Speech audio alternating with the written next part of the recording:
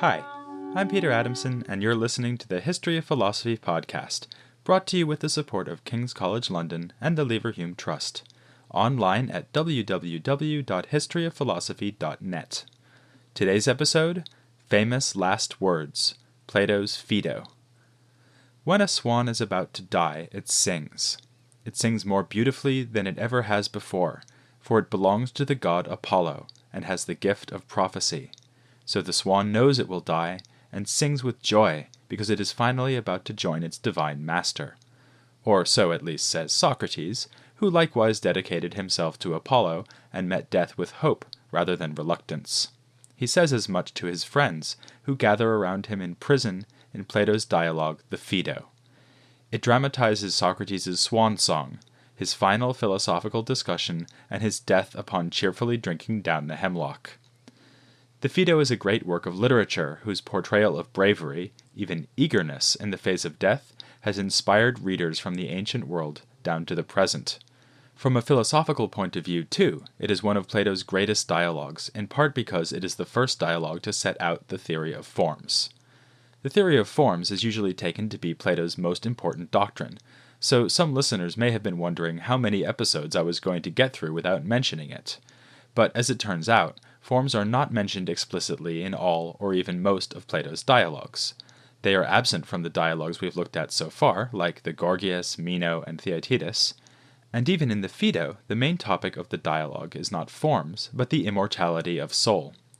This is a matter of some concern to Socrates, since each page of the dialogue is bringing him closer to his death scene. In what must be a swipe at Aristophanes, Plato has Socrates say that even a comic poet wouldn't blame him for irrelevant prattling when he takes up this topic at this time and place.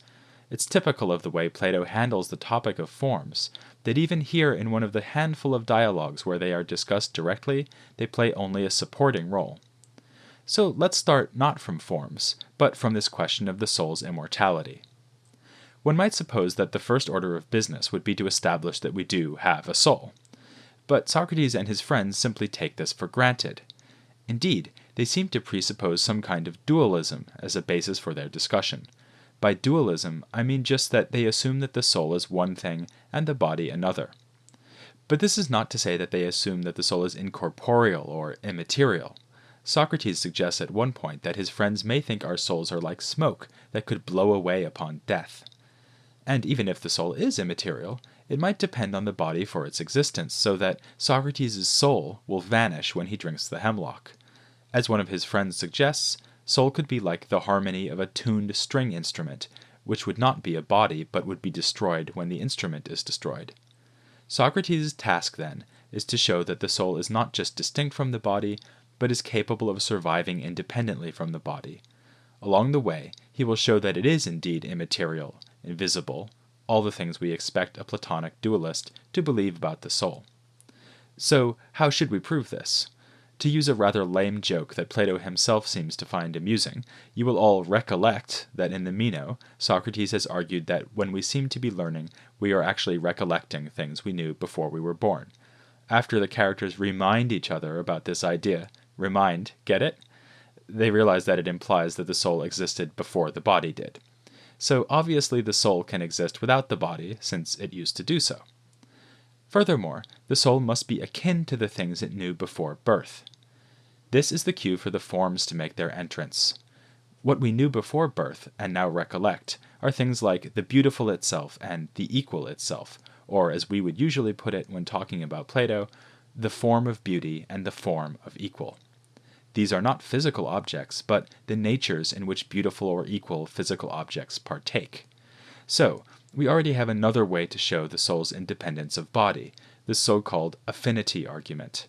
According to this argument, the soul must be akin to these things it knows, the forms.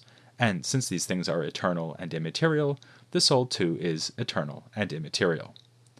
Notice again that these arguments are intended to prove the soul's immortality, not the existence of forms. In fact, it looks like we are just assuming the existence of forms to prove that the soul is immortal. So, is the theory of forms something Plato wants us to take for granted, like the distinction between soul and body? And how does he expect us to know what these forms are like? It would be pretty disappointing if Plato gave us no reason to believe in them, and no explanation of what they are. But wait, there's more. Plato invites us to think more carefully about how recollection of forms would actually work. It might be helpful to consider other cases of being reminded. So imagine being reminded of your best friend. As Socrates points out, you could be reminded of him or her by something which is nothing like your friend, like a piece of their clothing, say. Alternatively, you could be reminded by something which is like the friend, say, a painting of the friend. In this second kind of case, it's natural to compare the two things. For instance, you will judge whether or not the painting is a good likeness of your friend. It's here that Socrates makes a really interesting point about forms. He suggests that when you see two equal sticks and are reminded of the form of equal, it is like seeing a portrait which is an imperfect likeness of your friend. The sticks do resemble the form of equal, because they are equal to one another, but they're also unlike the form because in some other way they are unequal. It's not totally clear what Socrates means here, but to me the most persuasive reading is this. Imagine two equally long sticks, and a third longer one next to them. The stick on the left is equal to the stick in the middle, and vice versa. But both are unequal to the stick on the right, which is longer than them. Thus, sticks number 1 and 2, the one on the left and in the middle, are both equal and unequal, unlike the form, which is only equal. As a student of mine put it to me earlier this year, the form is equal and the sticks are equal, but some equal things are more equal than others. This sort of example crops up in other Platonic dialogues too. For instance, Helen. You remember her from the Iliad, the one whose face was so good at ship launching. She is beautiful compared to other human women, but not beautiful compared to a goddess. She is thus both beautiful and not beautiful. Or take the example of repaying a debt. This is normally good. Suppose, for instance, you borrowed an axe from a friend and are going to return it. That sounds good, but suppose your friend has gone insane and is now an axe murderer, wondering where he might be able to find an axe. These two examples, by the way, crop up in the Cratylus and Republic, respectively. We'll be looking at both dialogues in later episodes. People in the Plato business have a nice bit of terminology to describe these cases: compresence of opposites. The basic idea is that the things in the world around us often have contradictory features, which especially emerge when we are comparing one thing to another. Things may be in one respect equal, in another unequal, in one respect beautiful, in another not beautiful, in one respect good, in another bad. Plato is convinced that our knowledge of things like equality and beauty is not just directed towards equal sticks and beautiful women, or, for that matter, beautiful sticks and equal women. Rather, equality itself and beauty itself must be somehow separate from the sticks and the women, and we must be judging the sticks and the women by looking to an absolute standard of equality and beauty. When we do this, the forms are the standard by which we judge. So this, along with the theory of recollection, introduces a further reason to believe in forms. They are standards of judgment and thus play a crucial role in our knowledge. But wait, there's still more. Because forms do not only play a role in Plato's theory of knowledge, his epistemology, they also play a role in his metaphysics, or to be more specific, his understanding of causation. His idea here is that the form of equal somehow causes equal things, like sticks, to be equal, while the form of beauty causes Helen to be beautiful. Socrates presents this idea in a kind of intellectual autobiography. I mentioned this passage in an earlier episode because in it, Socrates criticizes the pre-Socratic philosopher Anaxagoras. As you might remember, Socrates was disappointed that Anaxagoras invoked mind as if he would show that the universe follows a rational design, but then retreated into merely physical explanations. As Socrates says, this would be like his saying that he is sitting in jail because his bones and muscles are in jail, instead of saying that he is sitting there because he decided not to run away when he was offered the chance to do so. The examples show that for Plato, we need to satisfy very strict criteria in identifying the correct cause for anything. Whether we try to explain the cosmos or why Socrates is sitting in jail, we should select a cause which must give rise to the effect we're trying to explain. The presence of the true cause shouldn't be compatible with other possible outcomes. So, for instance, Anaxagoras' famous vortex seems on the face of it to be compatible with a badly designed, chaotic world, as well as with the good world we see around us, and Socrates' bones and muscles would be involved in both running away and staying put. Another example. It would be wrong to say that one man is taller than another by a head, because it's also possible to be smaller by a head, so invoking the head doesn't explain being taller any more than it would explain being smaller. And, by the way, there's another problem with invoking the head as a cause of tallness. The head itself is small, and Socrates finds it ridiculous to say that something small could be the cause of tallness. Plato is making a very strict demand here. To oversimplify a bit, the demand boils down to the following. The cause of, say, largeness should not be small, nor should it be able to cause smallness. The cause of equality should not be unequal, and should never cause inequality, and so on. Now, forms seem to satisfy this demand admirably. If things are equal precisely because they resemble the form of equal, it stands to reason both that the form of equal is not going to be unequal, and that the form of equal never causes anything to be unequal. But if the form of equal doesn't cause things to be unequal, what does? Well, maybe there's a form of unequal, too. Or maybe things are just unequal because they fail to be perfectly like the form of equal, the way your friend's portrait isn't perfectly like your friend. The same kind of logic will work for other forms. The form of beauty is not ugly, and cannot cause ugliness. Ugliness must be caused either by another form, the form of ugly, or by a simple failure to resemble the form of beauty. Notice one implication of what Plato is saying here. It sounds like he's saying not just that each form excludes its opposite, for instance, the form of equal is not unequal, but also that each form exemplifies itself. For instance, the form of equal would itself be equal. The form of beauty would itself be beautiful. This may sound reasonable enough, but we might worry that the form of large, for instance, can't really be large, since it's immaterial.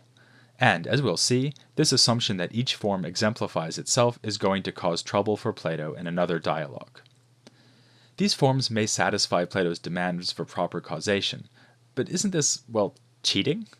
Is it really informative to be told that the cause for Helen's being beautiful is the form of beauty?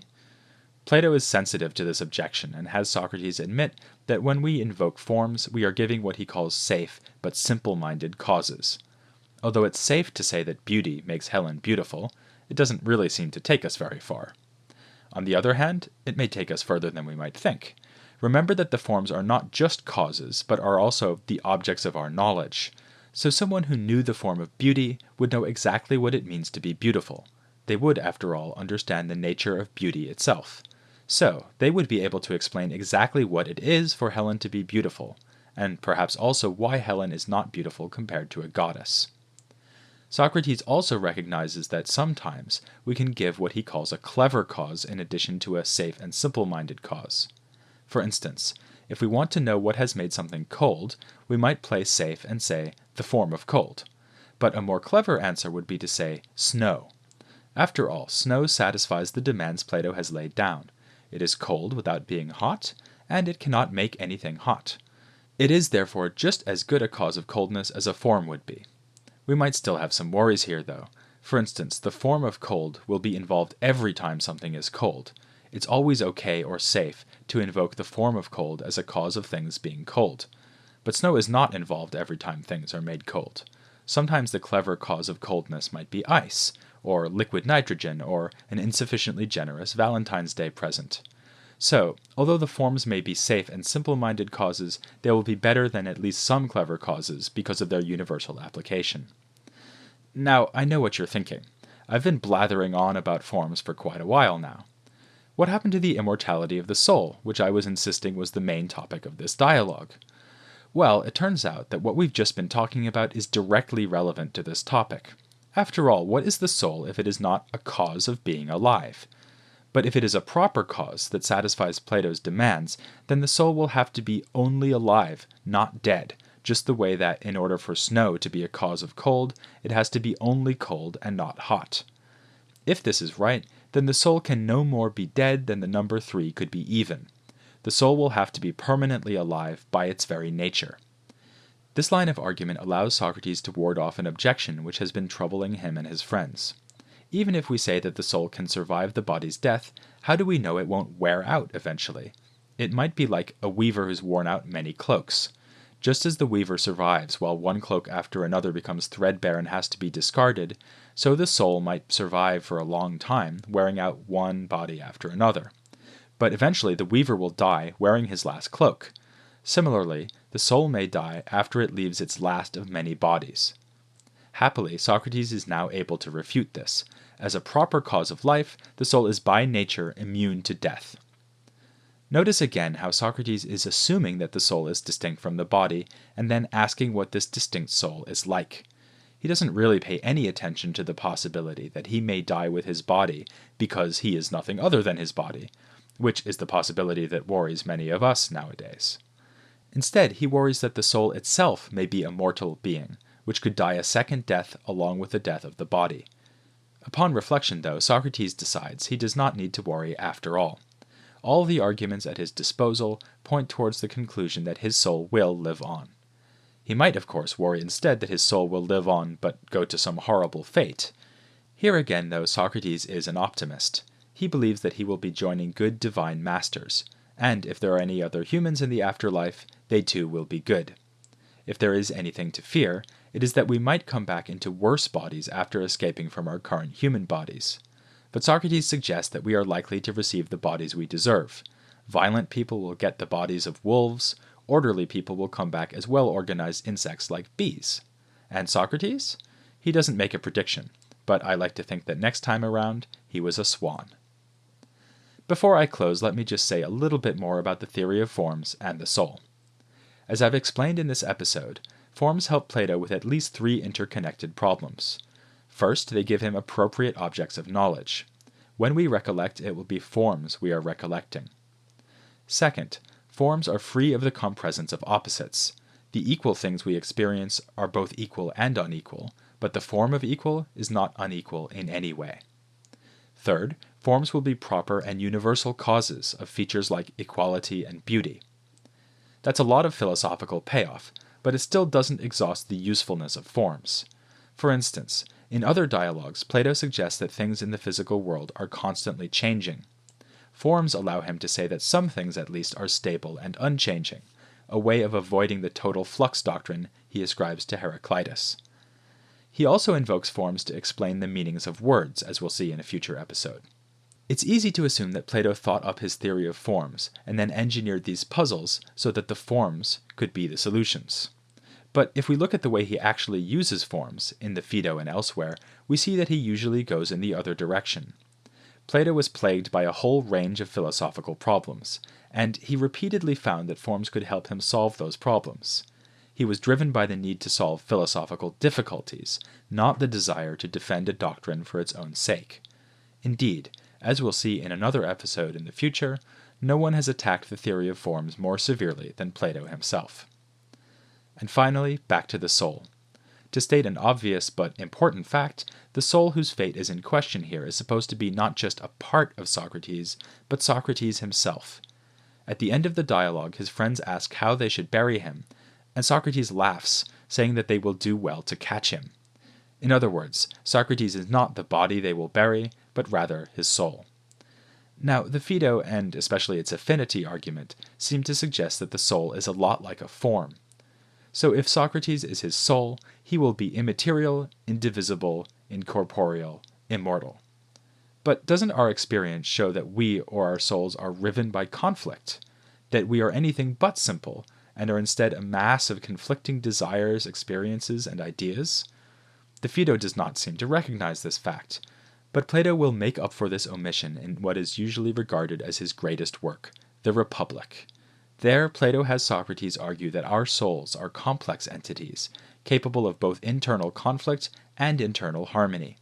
Harmony in the soul would be nothing less than justice, the topic of the Republic as a whole, and of next week's episode on the history of philosophy without any gaps.